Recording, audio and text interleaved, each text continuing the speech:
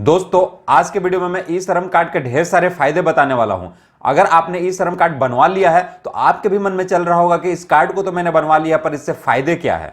और अगर आपने कार्ड को नहीं बनवाया है तो फिर आप यह भी जानने के लिए उत्सुक होंगे कि इस कार्ड को कैसे बनवाया जाता है। तो वीडियो में मैं बारी बारी से सबसे पहले इसके फायदे बताता हूं, उसके बाद लास्ट में आपको यह भी बताऊंगा कि आप इस कार्ड को घर बैठे खुद कैसे बना सकते हैं। क्योंकि अगर आप इंटरनेट चलाना थोड़ा बहुत भी जानते होंगे तो घर बैठे भी आप इस कार्ड को बनवा सकते हैं।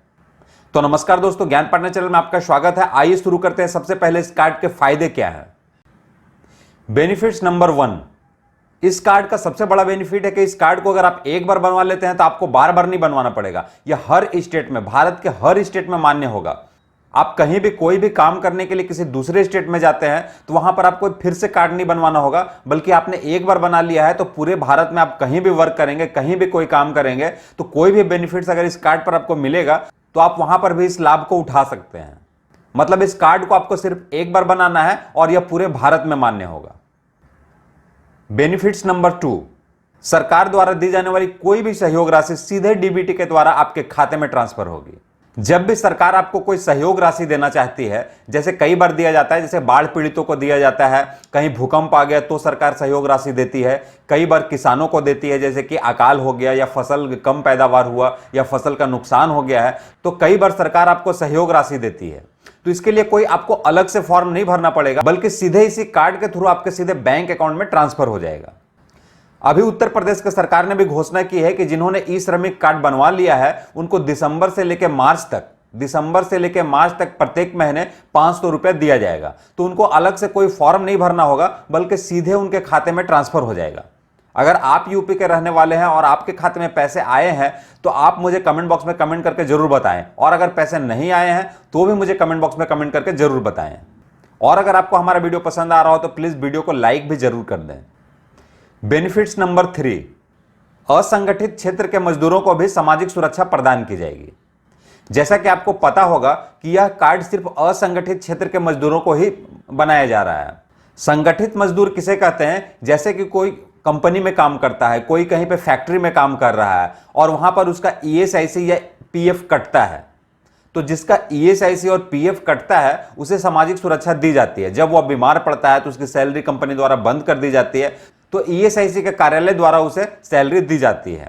जब वह व्यक्ति रिटायर कर जाता है या मृत्यु हो जाती है तो पीएफ का भी पैसा मिलता है। अगर वह कंपनी में दुर्घटना से मर जाता है तो ईएसआईसी का भी बहुत सारा बेनिफिट मिलता है, उसके फैमिली वालों को पेंशन दिया जाता है। लेकिन जो असंगठित क्षेत्र के मजदूर हैं, जैसे कि कोई रिक्शा चलाता है, ऑटो रिक्शा चलाता है, किसान है, धोबी है, मोची है, तो इन लोगों को सरकार के द्वारा कोई भी राशि नहीं दी जाती है, उनको सामाजिक सुरक्षा प्रदान नहीं की जाती है। अगर उनके साथ किसी तरह का कोई दुर्घटना होता है तो सरकार इसके लिए कोई भी रिस्पॉन्सिबिलिटी नहीं लेती है, उन्हें कोई भी लाभ नहीं दिया जाता है। तो जब आप एक बार इस कार्ड को बनवा लेंगे तो सरकार आपको भी सामाजिक सुरक्षा प्रदान करेगी। अभी क्या सामाजिक सुरक्षा प्रदान करने वाली है इसका पूरा प्लान तैयार नहीं हुआ है। जब एक बार सारा कार्ड बन जाएगा, सभी लोगों का कार्ड बन जाएगा, सारा डाटाबेस सरकार के पास पहुंच जाएगा, फिर वो प्लान करेगी कि किस क्षेत्र के मजदूरों को, कैसा जो मजदूर है उनको किस तरह का सामाजिक सुरक्षा प्रदान किया जाएगा। तो मैं आगे भी फिर इस पर वीडियो बना के आपको बताऊंगा कि कौन कौन सी सामाजिक सुरक्षा इस पर मिलने वाली है। बेनिफिट्स नंबर 4, मजदूरों को स्किल डेवलपमेंट के लिए निःशुल्क प्रशिक्षण दिया जाएगा, ट्रेनिंग दिया जाएगा। आपने गौर किया होगा कि कोई राजमिस्त्री है, राजमिस्त्री उसे बोलते हैं जो ईंट का काम करता है, प्लास्टर का काम करता है, और जहां भी बिल्डिंग बनता है तो जो ईंटें वगैरह जोड़ते हैं उसे राजमिस्त्री बोलते हैं। तो आपने गौर किया होगा कि एक गांव का राजमिस्त्री और एक शहर का राजमिस्त्री, दोनों का जो काम करने का तरीका होता है वो अलग होता है। जो भी सिटी के जो राजमिस्त्री होते हैं वो बहुत ही अच्छा काम करते हैं, गांव वाले उतना अच्छा कर नहीं पाते हैं। इसका कारण क्या होता है कि जो शहर में काम करते हैं वह बड़े बड़े इंजीनियरों के अंडर में काम करते हैं, तो उन्हें फ्री में बहुत कुछ सीखने को मिल जाता है और धीरे धीरे वो सीखते चले जाते हैं और उनका स्किल डेवलप हो जाता है। तो सरकार क्या करेगी कि जब भी आपने ई श्रम कार्ड बनवा लिया है तो उनके पास एक डेटा चला जाएगा कि कितने राजमिस्त्री हैं, कितने मोची हैं, कितने धोबी हैं या कितने फिशरमैन हैं, ये सब उनके पास डाटा चला जाएगा। तो हर तरह का ट्रेनिंग उन्हें दिया जाएगा, आपके स्किल को डेवलप किया जाएगा ताकि आप और अच्छा काम कर सकें और पैसे ज्यादा कमा सकें या ज्यादा फायदा कर सकें। अगर आप किसान हैं तो उपज को बढ़ा सकें, तो कैसे बढ़ाना है सरकार आपको निःशुल्क प्रशिक्षण देगी। तो कार्ड बनाते वक्त आप अपना ऑक्यूपेशन जरूर लिखें और उसमें यह ध्यान दें कि जो भी वर्क आप करते हैं या जिसमें आप काम करने का इच्छा रखते हैं उसको आप वहां पे जरूर भरें। कार्ड को कैसे बनवाना है वो मैं आगे लास्ट में फिर आपको बताऊंगा। एक बात और मैं आपको बताना चाहता हूं कि जो भी ट्रेनिंग दिया जाएगा वो आपके एरिया में दिया जाएगा। ऐसा नहीं कि आपको ट्रेनिंग के लिए बहुत दूर जाना पड़ेगा, क्योंकि सरकार के पास एक डाटा आ जाएगा कि इस एरिया में इस स्किल के इतने लोग हैं, तो उसी एरिया में उनको स्किल डेवलपमेंट के लिए ट्रेनिंग की व्यवस्था की जाएगी। बेनिफिट्स नंबर 5, किसी भी लाभ के लिए आपको बार बार पंजीकरण नहीं करना पड़ेगा।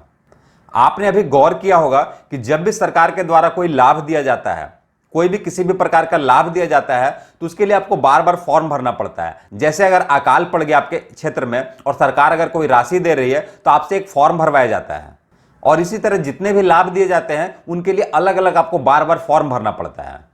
तो जब आप ये कार्ड बनवा लेंगे तो आपको बार बार फॉर्म भरने का झंझट खत्म हो जाएगा। जब भी सरकार कोई सहयोग राशि देगी तो कार्ड के माध्यम से आपको डायरेक्ट सीधे खाते में ट्रांसफर कर दिया जाएगा। तो एक झंझट खत्म हो जाएगा कि आपको बार बार फॉर्म किसी भी राशि के लिए भरना नहीं पड़ेगा। बेनिफिट नंबर 6, इस कार्ड के ऊपर दुर्घटना में मृत्यु होने पर 2 लाख तक का बीमा आपको निःशुल्क दिया जाएगा।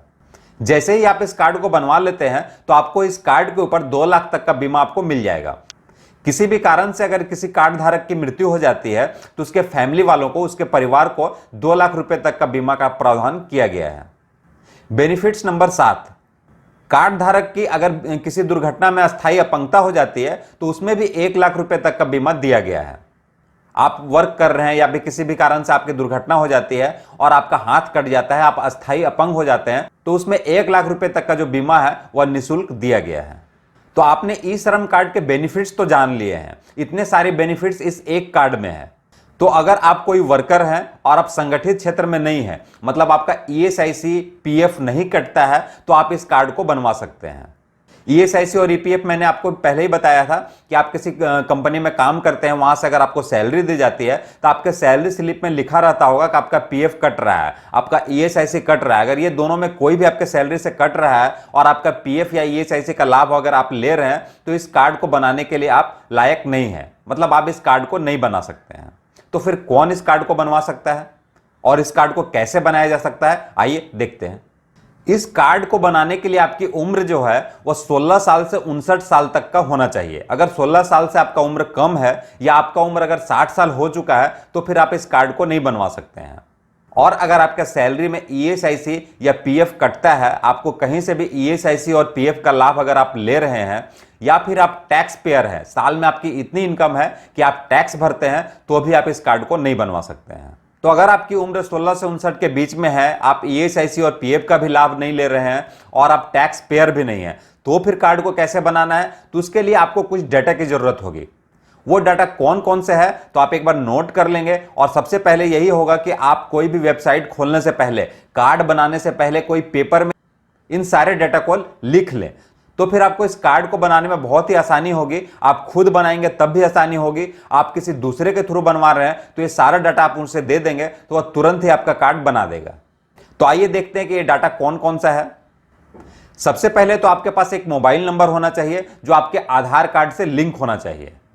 अगर आपका जो मोबाइल नंबर है वो आधार कार्ड से लिंक नहीं है तो कोई भी आधार कार्ड के सेंटर में जाके आप अपने मोबाइल नंबर को लिंक करवा सकते हैं। तो सबसे पहला काम है कि आपको अपने मोबाइल को आधार कार्ड से लिंक करवाना है। उसके बाद आपका नाम, जो नाम आपको लिखना है कॉपी में, वो आपका डॉक्यूमेंट्री नाम होना चाहिए। जो आधार कार्ड में आपका नाम है, जो पैन कार्ड में आपका नाम है, या कोई भी आपके पास जो पहले से डॉक्यूमेंट्स है जैसे राशन कार्ड है, तो जो नाम है वो सब जगह सेम होना चाहिए। ऐसा ना हो कि इस कार्ड के लिए आप कोई अलग नाम चूज कर लें, तो फिर आपको बाद में बहुत ही परेशानी होगी और आपको कोई भी लाभ नहीं दिया जाएगा। तो जो भी आपके बैंक खाते में नाम है, जो भी आपका आधार कार्ड में नाम है, उसी नाम को आपको लिखना है और जो आपको परमानेंट एड्रेस है उसी एड्रेस को आपको लिख लेना है। तो आपके पास क्या क्या अभी मैंने बता दिया कि एक आधार कार्ड से लिंक मोबाइल नंबर होना चाहिए, आपका नाम, आपके फादर्स नेम और आपका एड्रेस। उसके बाद आपका जो बैंक में खाता है उसका पूरा विवरण लिख लें। बैंक का नाम, आपका खाता संख्या, आपका आईएफएससी कोड, बैंक के खाते में आप देखेंगे तो आईएफएससी कोड लिखा हुआ रहेगा, माइकर कोड, MISCR कोड उसमें रहता है, वो भी आप लिख लें। कौन सा आपका ब्रांच है, बैंक का ब्रांच नेम, वो भी आप एक कागज में लिख लें। उसके बाद अगर आपके पास ईमेल आईडी है तो उसे भी वहां पे डाल देंगे तो आपके लिए बहुत बेनिफिट होगा। कोई भी योजना अगर लॉन्च होगा जिसका आप बेनिफिट ले सकते हैं तो आपके ईमेल में नोटिफिकेशन आ जाएगा। तो अगर आपके पास ईमेल है तो आप उसमें ईमेल आईडी भी जरूर डाल देंगे। उसके बाद आपका ब्लड ग्रुप कौन सा है वो भी उसमें डाल देंगे तो बहुत ही अच्छा होगा।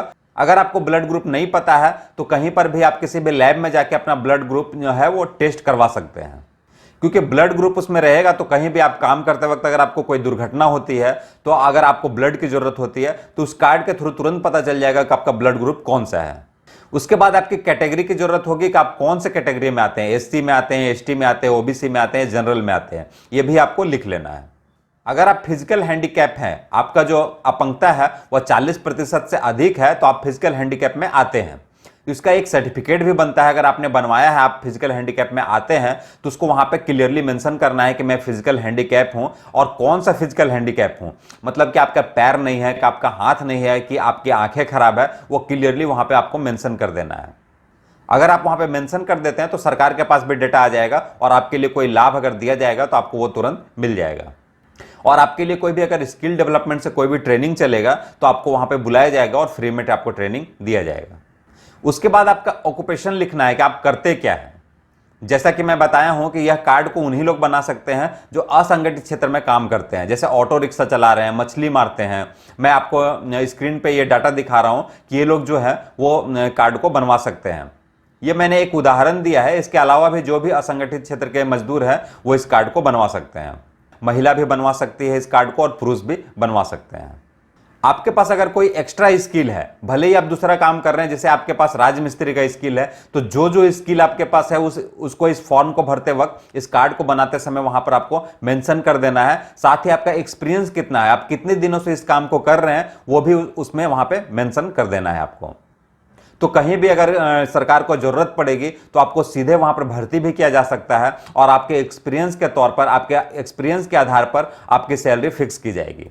जैसे कि पता चलेगा कि आपके एरिया में कोई सरकारी काम हो रहा है, वहां पर बहुत सारे राजमिस्त्री की जरूरत है और आपने इस फॉर्म में भर रखा है, तो हो सकता है कि आपको सीधे वहां पर आपको काम करने का मौका दिया जाए।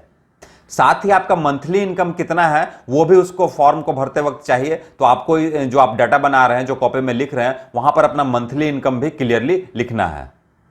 एक चीज मैं आपको बता देता हूं कि इस कार्ड को बनाते वक्त कोई भी जानकारी आप गलत नहीं देंगे तो आपके लिए भविष्य में आपको फायदा होगा। अगर कोई भी जानकारी आप गलत देते हैं तो हो सकता है आपको बाद में कोई लाभ मिलने में आपको ही परेशानी हो। अगर ये सारा डाटा आपने तैयार कर लिया है और आप थोड़ा बहुत भी इंटरनेट चलाना जानते हैं तो आपको स्क्रीन पे एक लिंक दिखाया जा रहा है, register.eShram.gov.in। तो इस पे आपको विजिट करना है। वहां पे आपको मोबाइल नंबर डालने का ऑप्शन आएगा और जो जो भी डाटा मैंने बताया है वही सब उसको वहां पे भरना रहेगा। और जैसे ही सारा डाटा आप भर देंगे तो आपको वहां पर एक कार्ड बनकर तैयार हो जाएगा, जिसे आप डाउनलोड कर सकते हैं और कहीं भी जाके आप प्रिंट करवा सकते हैं, उसका हार्ड कॉपी भी निकाल के और कार्ड जैसा भी बनवा के अपने पास रख सकते हैं। और अगर आप इंटरनेट चलाना नहीं जानते हैं तो ये सारा डाटा लेके किसी भी इंटरनेट चलाने वाले के पास अगर आप जाएंगे, बहुत सारे सेंटर खुल गए हैं कि जहां पर ई श्रम कार्ड बनवाया जाता है, तो आप कहीं भी जाके इस ई श्रम कार्ड को बनवा सकते हैं। और अगर आपको कुछ समझ में नहीं आता है, कोई परेशानी होती है, तो आप कमेंट बॉक्स में मुझसे भी कमेंट करके पूछ सकते हैं। मैं कोशिश करूंगा कि आपको जवाब जरूर दूं। अगर आपको ये वीडियो अच्छा लगा हो तो इस वीडियो को प्लीज ज्यादा से ज्यादा शेयर करें, अपने दोस्तों में सारे जगह इसे शेयर कर दें ताकि सभी लोग इसका बेनिफिट्स उठा सकें। मिलते हैं फिर नेक्स्ट वीडियो में, तब तक के लिए बाय बाय।